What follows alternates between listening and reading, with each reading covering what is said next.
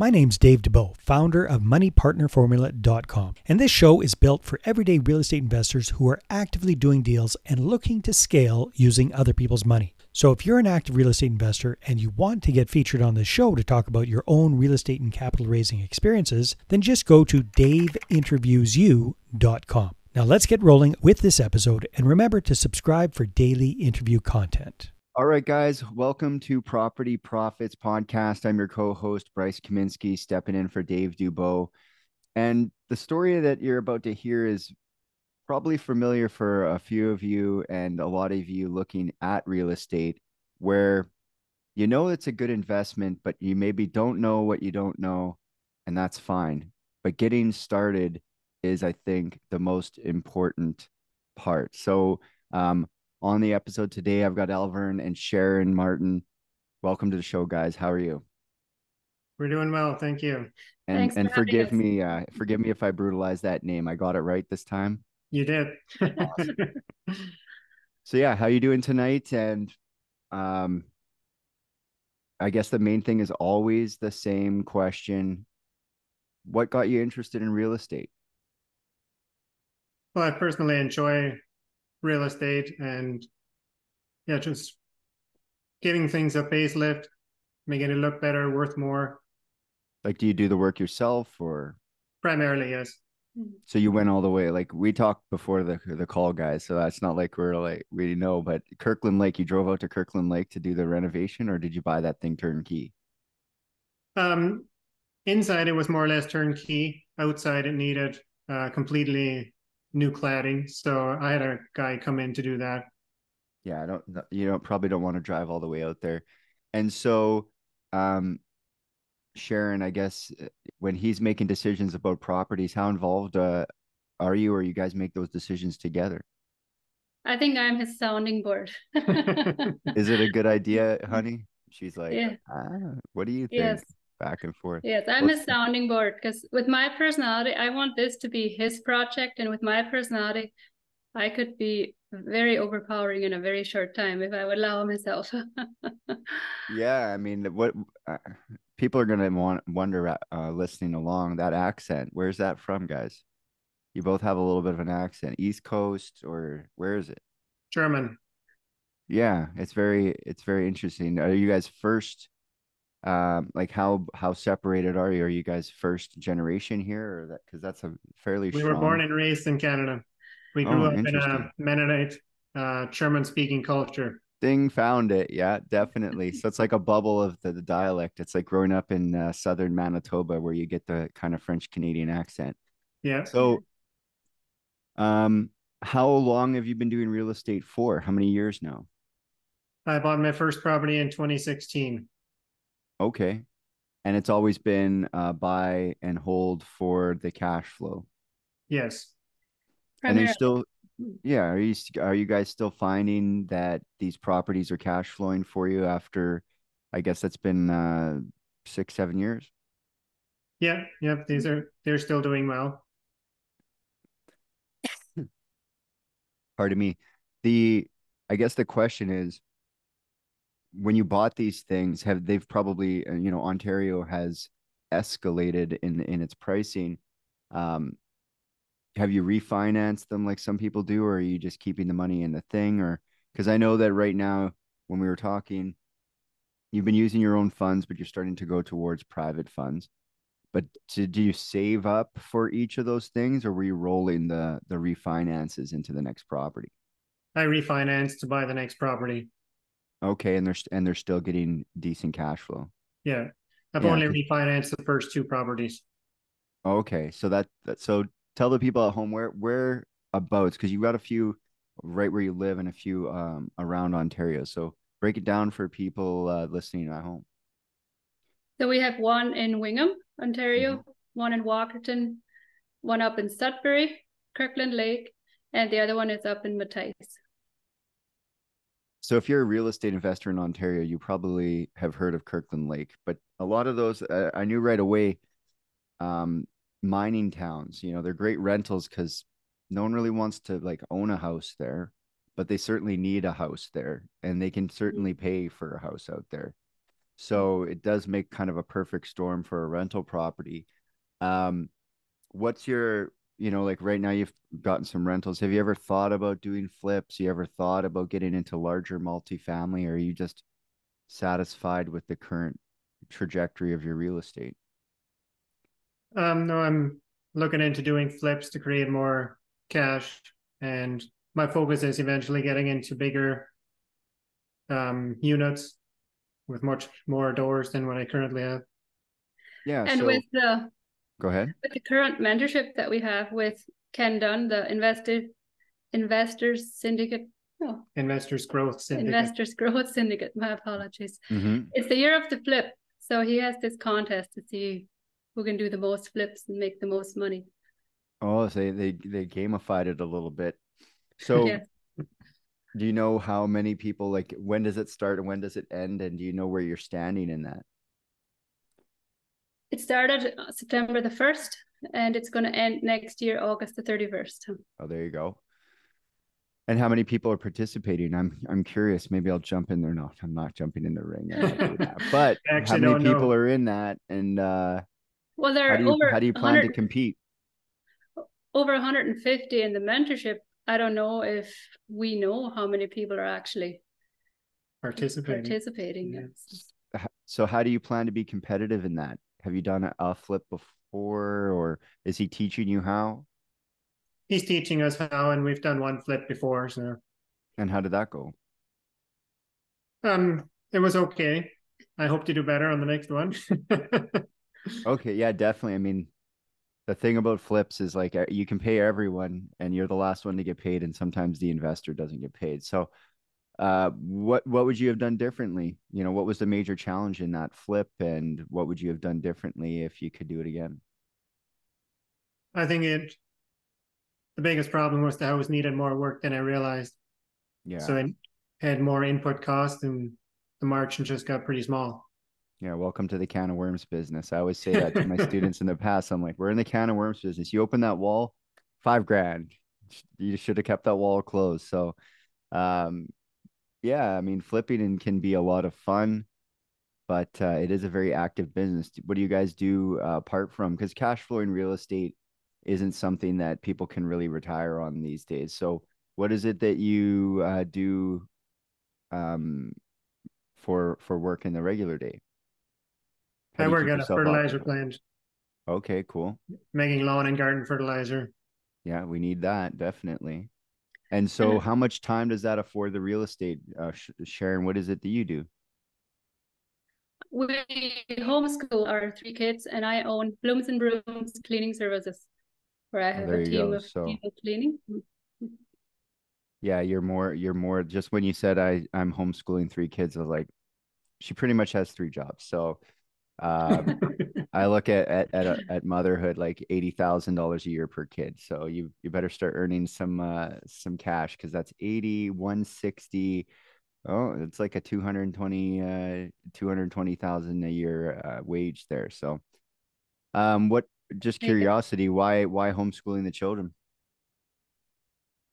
Because I desire to just build that relationship with them and walk through them every day of their challenges, that they can grow their character. And I get to be their peer, and I Mm-hmm. get to just walk them through each challenge and fast forward their education. Like Delmer's only 16 and he is finished with high school. So There you go. Yeah, because you can collapse the time frames if you really mhm. go at it, because it's the whole, we can only go as fast as the system allows us. So Mhm. that's exciting. So you've got definitely a full schedule. Where do you guys find time for real estate? It's a little difficult some days. I usually take off work if I have real estate commitments that I need to do. Yeah, like if you're fixing stuff, you're doing that at night or on the weekend or At night and weekends, yes. You okay. make time for what you like. Yeah, people make time for the things they want and excuses for the things they don't. So you make it go. And so have you started looking for your next flip? Yeah, when I look at 3 properties on Friday. Mm-hmm. And where exactly are you investing? Because we know where you're investing now, but you haven't really spilled the beans on where your hometown is. Where are you guys zooming in from today? Mount Forest. See, that's a place I have no idea where it is, but it's Ontario, right? That's right. And so are you flipping in town? No, it's going to be Owen Sound. Okay, see, I know where that is. So, those aren't huge markets. How do you plan to be competitive in flipping in that sort of market? Like, how many people are in that area? Well, If you had to we have guess. a number of friends in this area, and we try to be friends.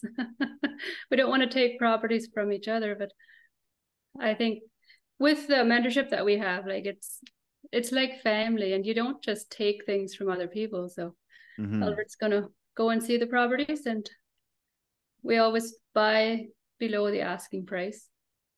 Give Yeah, us as, more as much margin. as possible, right? Mm-hmm. Yeah. So, yeah, flipping is an interesting game. I've done flipping for a number of years, and it's certainly interesting to see the transformation. What's your favorite part of that transformation, guys? The before and after, Mm-hmm. seeing the facelift that you can give a property. Yeah, like looking at it as it was distressed, and then the final, like going as far wide. I like it when they take all the garbage out. You can actually see the bricks and sticks of it. You're like, there's a living room in here. Oh, I've got an extra like walk-in bathroom there's an ensuite here. Because some of these properties can be just filled right up with stuff. You ever bumped into something like that yet? I can't say I have, no. No, No. Yeah. we ask that they're clean. Yeah, Or well, empty definitely. anyway. There's a pro tip for everyone at home. Like you can write in the offer Mm-hmm. property to be empty and clean. They might not like get out the Febreze and stuff like that, but you can certainly ask for a vacant, empty house. And some people Mm-hmm. just ask for an as-is property when they're buying it like that. So that's actually can save you quite a bit of money, and bin fees and time if you can start with a clean slate. So that's Mm-hmm. a great idea. Now, right now, your financing has been primarily through refinancing your properties, and you're in the program with Ken Dunn doing some like syndication and capital raising. Is that how you plan to finance the flip, or are you still going to go to your tried and tested financing? Because you do actually like can get a decent rate if you self finance, but it's not super scalable in my experience. Yeah, I think my preference would be to go through Ken Dunn and get the private funds through his connections. Okay, and so how is that working with their program? Are they going to be giving you the funds, or they're connecting you with the funding, or how does that work exactly for people who are interested in maybe getting Funding. into that? Yeah, Like they he's got a connect lender you. list of a lot of people that want to, yeah. So he's going to connect us with them, and then we deal on the side. It's Okay, not that we deal directly through Ken after he's made the connections. interesting. And so you had mentioned before we got on the call here when we were talking that you've been participating in that since I think it was June, right? Yes. What's the biggest myth that you had going in, that's now kind of been demystified? Like, what was the something that you thought was true before you got into it, and now it turns out not the case You when need it comes? money to buy real estate is a myth. Yeah, well, your own money. It's somebody's money, right? Other That's right. people's Yeah. money. Yeah, that definitely was a huge eye opener for me when I realized that, because we all hear the stories of people who like, oh, I got an inheritance and that's how I got started flipping, because I took some money and then I made some money and I took that money and I kept doing it one at a time. But that is not the fastest way to scale the business. You can use other people's money carefully and diligently. You can return it and they'll let you use it again. But definitely you can mess that up just like you can mess up your own money. So when looking into the flipping, are you still going to be building that buy and hold portfolio, or are you just going to be focused on flips in the next, let's say, I don't know, in the next like 2 or 3 years? I think my primary focus is still the long-term hold. but I'm doing the flips just to create more cash. Any of the kids showing interest in watching you guys or participating in that, going and throwing the paintbrush up? Absolutely, yes. Delmer's actually doing his first investment with tonight. He's handing over his first investment to another real estate investor, so he's quite excited. How does that work? Using his own funds, and Oh, like he's gonna. He's loaning I out. guess. Yeah, sorry, go ahead. He's loaning out his funds to another investor. Okay, interesting. So yeah, I mean, it's the money is always an interesting component. I always enjoyed the acquisition side. You know, the money side is important and definitely I can't do a deal without capital. I mean, you can do some sort of weird financing, but ultimately you do need capital to do these deals. But what's the have you been mostly buying on MLS or have you been buying on off market? You have any of those opportunities come to you? I've checked into some off market, but that deal fell through, the latest one that I was checking into. And how did that come to your attention? Through acquaintance. Like referral, people know that you're doing the business. They're like, hey, you should go and look at this thing, or this is my uncle's cousin's house, or something like that. Yeah, yeah. Yeah. So clearly you've been doing it long enough in your social circle that people are starting to bring those to you. Um, with you know, because you've been marketing all as far as like your acquisitions have been kind of all over Ontario. How do you approach finding real estate agents outside of your market? Or are you using the same agent for all of your acquisitions out there? No, I've made some connections within different cities of real estate agents that are investor focused. Mm-hmm. How You do do you your determine if they're investor focused, though? I guess is the question. Through referrals and also questioning them on certain aspects, like how much they understand about investing, Mhm. and if they have any investments themselves. Always is a bonus too.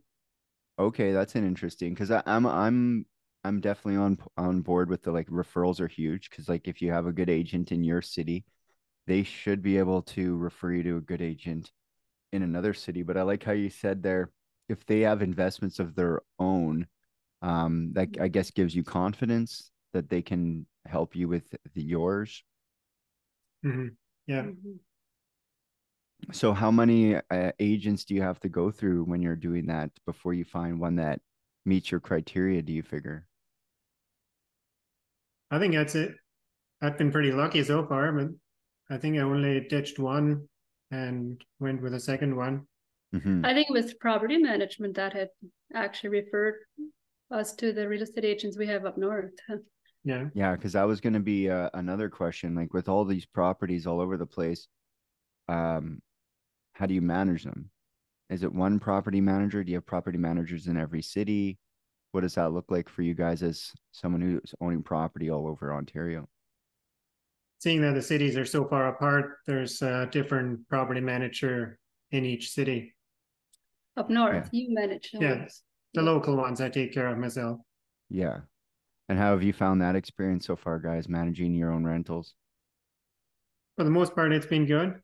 There are some tenants that you have to Yeah, scratch your head a bit, but yeah. Or Elverne any does sort of like weird amazing with damage. Go ahead.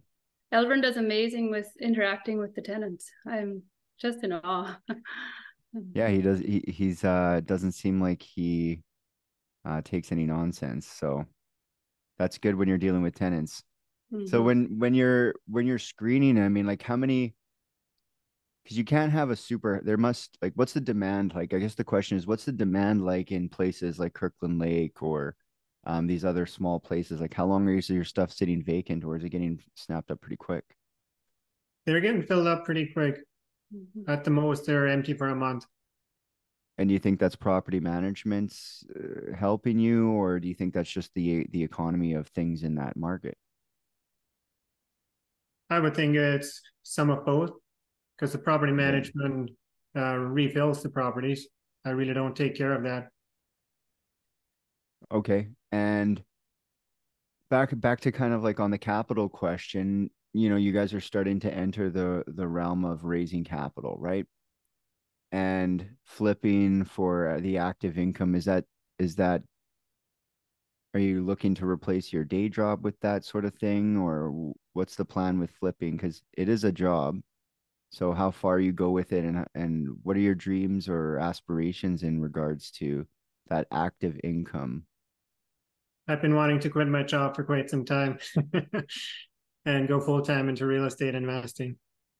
Yeah, because you're working at a fertilizer company, and the first thing that comes to mind is like, well, what is fertilizer? And so you're working at a fertilizer plant. But regardless of that, I think real estate's an exciting business to be in. Flipping is a fun thing to do. Uh, it is a job. And my warning, my advice, if you care to hear it, is try to keep the number of projects under 7 personally. If you have more than that, it starts to get a little bit crazy. So if you can do 2 or 3 at a time, or even when you're cutting your teeth at the beginning, just 1 or 2. Make sure you're acquiring one a month, and you can do 12 a year, and that's totally manageable for the average person to do that. But the limiting factor for a lot of the people that I've helped with that in the past is their ability to do the work. So that's like the scaling part. You're going to need to get comfortable with finding someone you can trust that's going to do the job, because otherwise you're probably going to be limited to like 2 a year. It's just the nature of things. It takes about 6 months to get in and out. But if you want to have a business, an active business, that's putting one in the pipeline every month, and that's been really successful for a lot of people. And when they push it a little bit too much, that's where things get a little bit a little bit off the rails, or if they don't go enough, it doesn't seem like a business. So my Yes, advice would be you look for one a month if you can. Now, is that even possible in your market? I guess the question is. that's great advice. Yes. And yeah, in our market, I probably have to travel a little bit to find enough flips to keep me busy. Yeah, I mean, Ontario is a market. You can drive, 3 hours in any direction to check on your properties, but you're certainly not going to be able to like drag your tools and stuff 3 hours there every night and every Saturday. So learning to trust people is a huge challenge. And learning how to vet contractors is probably going to be your horizon once you start raising that capital. But I mean, it all starts with 1, and then it goes to 2 and to 3. The biggest problems I've ever seen is just overscaling, under managing, thinking people are going to do what's right for the property when they don't own it. So as long as you're on top of that and you task manage them, you're going to be in great shape. Well, thank you for that advice. Greatly Yeah, no, appreciate it. yeah, that was my main focus back in the day, was just flipping, and I would teach people how to do that. And I've seen people do well, and I've seen people do not so well. So if people want to invest with you, people want to connect with you, what's the best way to reach you guys? They can get me on my email at marshall.family@gmail.com. Marshall is spelled Marshel. Okay, yeah. So that's We're on Facebook. there you go, the Facebook. What's the Facebook same thing? Elverne Martin. You're going to need to spell that for people listening at home. Elverne is Elverne. There you go. So, yeah, I mean, time flies when we're having fun here, guys. I really appreciate you guys coming on the show and, letting people know that they don't have to be in a big city. They don't have to be, investing at home to be investing. There's a bunch of different ways to do it. And I really appreciate you guys filling us in. Well, thanks for having us. Yeah, no problem. Until next time, guys, we'll see you on the next episode. Thank you. Hey there, I really hope you enjoyed that episode. And as always, if you want to listen to more daily interview content, make sure you subscribe. And if you're an active real estate investor and you're doing deals and you'd like to get featured on this show, then just head over to daveinterviewyou.com. Now at moneypartnerformula.com, we help real estate investors to create a process for predictably getting capital so they can do more deals without relying on hard money lenders or the banks. We do this by building them a private capital marketing system. Now, if you want help turning yourself into a big money capital attraction machine, then book a call with our team to see how we can help. Just visit moneypartnerformula.com to find out more. All right, take care, and we'll see you on the next interview.